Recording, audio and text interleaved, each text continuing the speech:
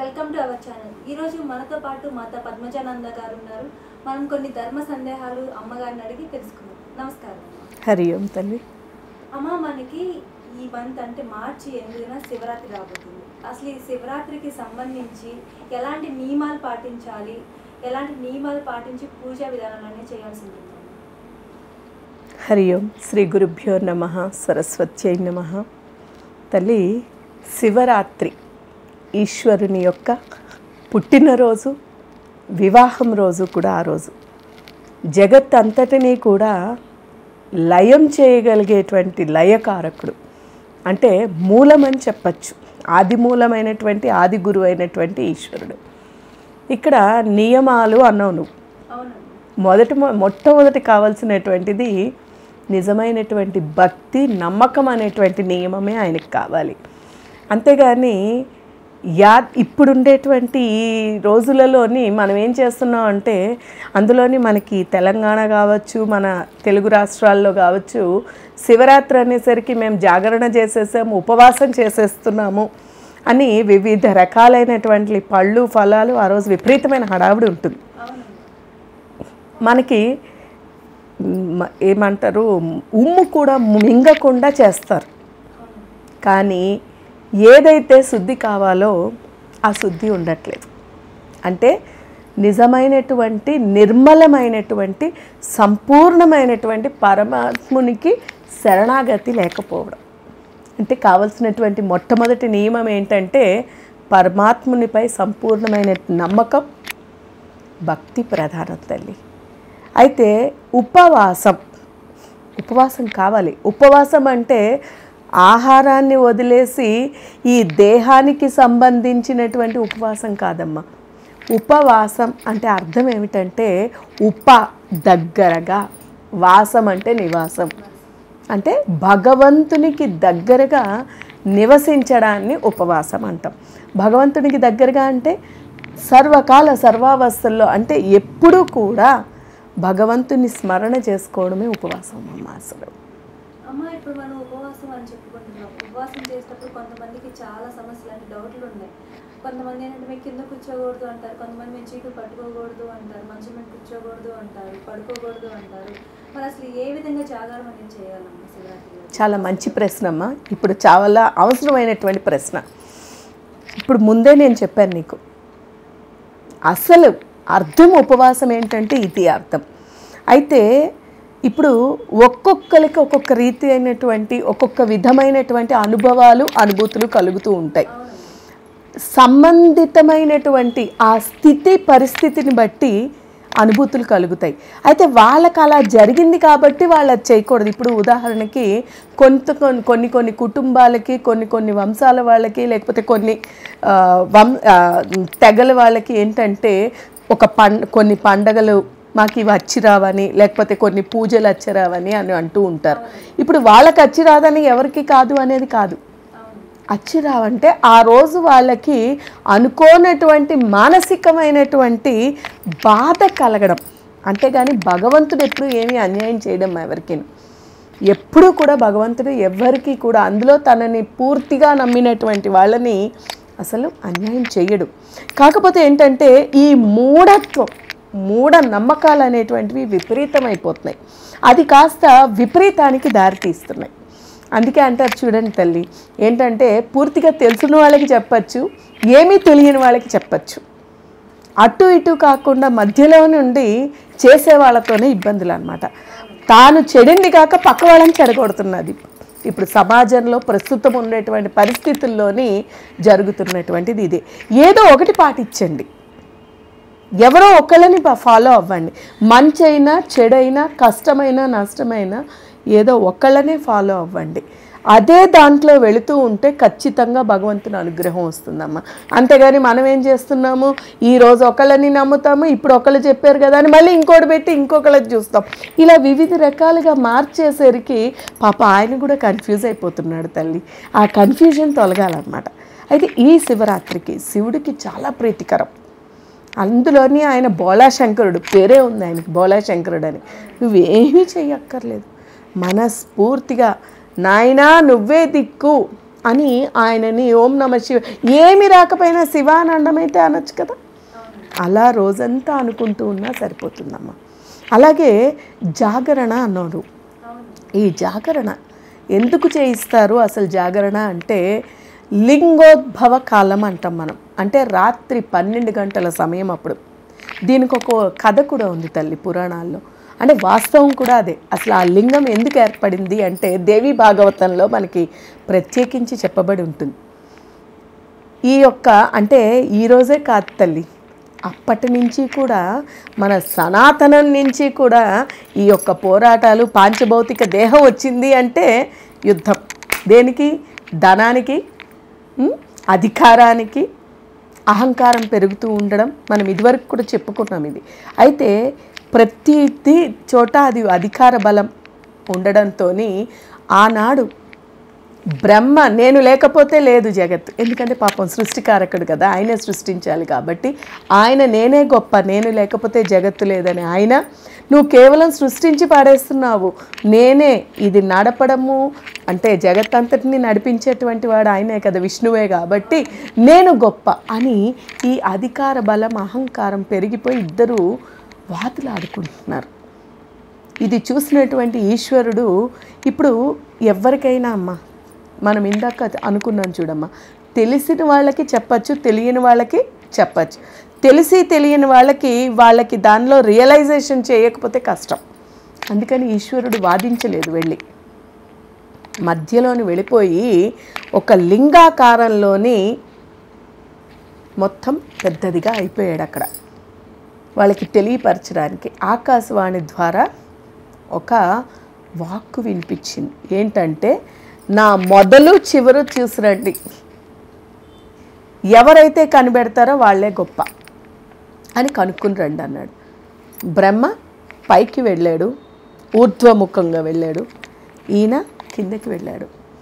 పాపం ఈయన విష్ణువు నిజమైనటువంటి స్వచ్ఛతతోని వెతికి అలసి సొలసి ఆయనకి ఎక్కడా కూడా చివరికి అనిపించలేదు. ఆయనకి అంటే మూలము ఎక్కడ ఉన్నది, ఎక్కడి నుంచి ఇది ఉద్భవించింది మొదలైంది తెలియలేదు ఆయనకి.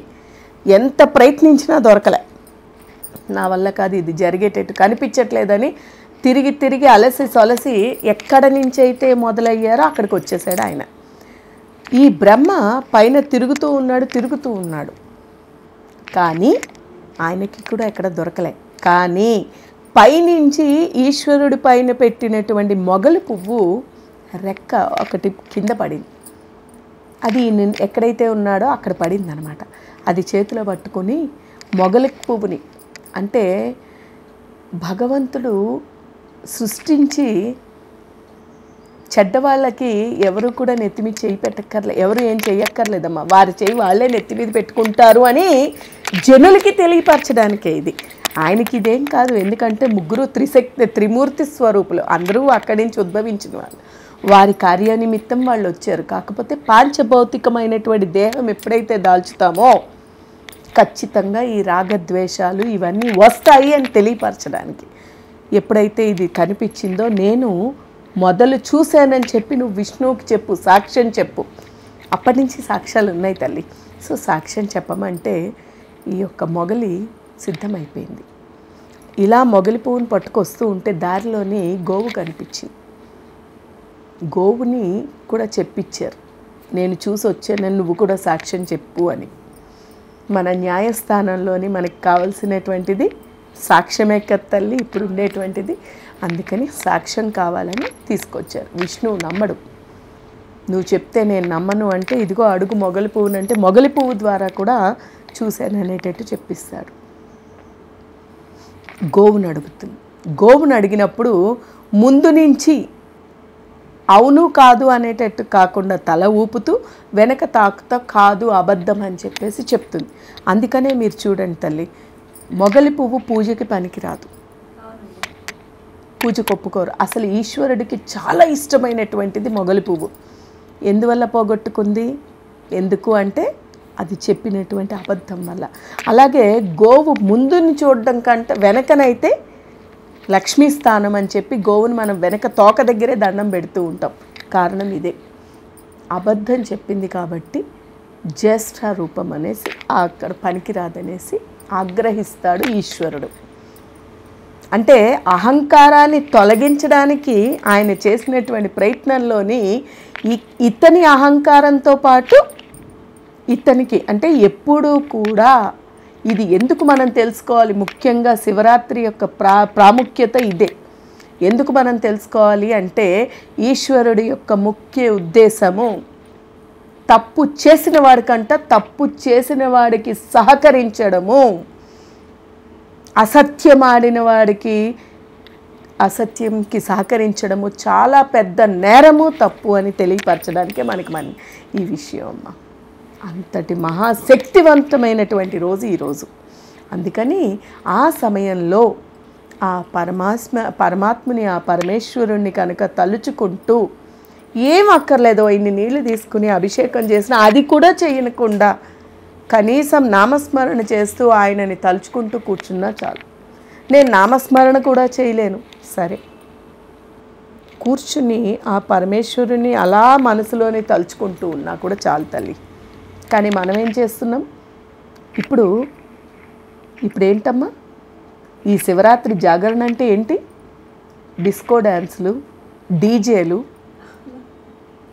ఏది సంబంధం లేనటువంటిది. దీనివల్ల పుణ్యం రాకపోతే పాపం వస్తుంది తల్లి. ఇది కాదు కావాల్సింది, భగవంతుణ్ణి తలుచుకోవడం, నిరాకార నిర్గుణ చైతన్య స్వరూపుడైనటువంటి ఆ పరమాత్ముని స్మరణ చేసుకుంటూ ఆ పరమాత్ముడిని దగ్గరికి అతి త్వరగా ఆయనని ప్రసన్నం చేసుకోగలిగేటువంటి మహత్తరమైనటువంటి శక్తివంతమైనటువంటి రోజు శివరాత్రి. అందుకనే మనకి ఇది చాలా పెద్ద ముఖ్యమైనటువంటి పండగ అని మనం చెప్పవచ్చు. ఎందుకంటే భగవద్ అనుగ్రహాన్ని ఆధ్యాత్మిక పరంగా చూస్తే ఇది చాలా గొప్పదైనటువంటి తల్లి. అమ్మ, శివరాత్రి రోజు మనం ఇంట్లో పూజ విధానం చేసినప్పుడు అసలు ఎలాంటి నైవేద్యాలు అనేది సమర్పించవచ్చు తల్లి? ఆ రోజు మొత్తం ఉపవాసాలే చేస్తూ ఉంటారు అందరూను. ఈ ఉపవాసాలు చేస్తూ ఉపవాసాలకి ఇక నైవేద్యం ఏం చేస్తారు తల్లి? కాకపోతే పళ్ళు, ఫలాలు ఏదైనా త్రికరణ శుద్ధిగా ఆ పరమాత్ముడికి ఏది సమర్పించినా ఆయన ఆనందంగా స్వీకరించి దానికి 10 రెట్లు ఇస్తాడు. ఆయనకి కావాల్సింది నీ మనస్సు అనేది అర్పించు, అదే మహాప్రసాదం. నిన్ను నువ్వు అర్పించుకో. నిన్ను నువ్వు అర్పించుకో అంటే మాతాజీ మీరే కదా చెప్పారు, మేము ఇప్పుడు మేమేం చేసుకోవాలంటారు. అది కాదు. నిన్ను నువ్వు అర్పించు అంటే నీవు అనేది ఈ దేహం కాదు అనేది నువ్వు తెలుసుకొని నీలో ఉండేటువంటి ఆ పరమాత్మని నువ్వు తెలుసుకో. అప్పుడు నేను సర్వస్య నీకే శరణాగతి అని నిన్ను అర్పించుకో, అదే మహాప్రసాదం ఆయనకి. నీ అహంకారాన్ని హారతిగా ఇవ్వు. ప్రత్యేకించి హారతి అక్కర్లేదు, కర్పూరం వెలిగించక్కర్లే. ఆత్మను నీ అహంకారం ఏదైతే ఉందో దానిని హారతిగా ఇవ్వు, సరిపోతుంది. ఏది లేదు అనేటువంటిది భావన అవసరం లేదు. ఉన్నప్పుడు దేన్ని లోటు చెయ్యొద్దు. ఆయనకి అన్ని రకాల పత్రాలు, బిల్వ పత్రాలు అంటాం మనం, మారేడు దళాలు చాలా ఇష్టమైనటువంటిది. మారేడు దళాలతో అభిషేకము, మారేడు చెట్టు కింద కనుక శివరాత్రి రోజు కూడా ఆ రోజు జాగరణ సమయంలో మారేడు చెట్టు దగ్గర శివలింగార్చన చేసుకున్నా కూడా చాలా మంచిది. మారేడు చెట్టు అంటే శివుడు పార్వతి కలిసి ఉంటారు అని చెప్పేసి అంటారు, అది నిజమే అంటారు తల్లి? మారేడు కావచ్చు, రావిలోని 3 ఉంటారు, బ్రహ్మ విష్ణు మహేశ్వరుడు. రావిలో అమ్మవారు స్వరూపం, వేప అమ్మవారు స్వరూపం. అంటే మనము మన హైందవ సాంప్రదాయాన్ని బట్టి ఇప్పుడు హైందత్వము అనేసరికి కులాలకి మతాలకి వర్ణిస్తున్నారు. కాదు, హైందత్వం అంటే అదొక ధర్మము. మన ధర్మం ప్రకారము, మన సనాతన హైందవ ధర్మం ప్రకారం భరత భూమి యొక్క ముఖ్యమైనటువంటి ఉద్దేశం ఏంటంటే పుట్టలో, చెట్టులో, ప్రతి దాంట్లోనే మనం దైవాన్ని చూస్తాము అనేది ఇది వాస్తవం కూడా.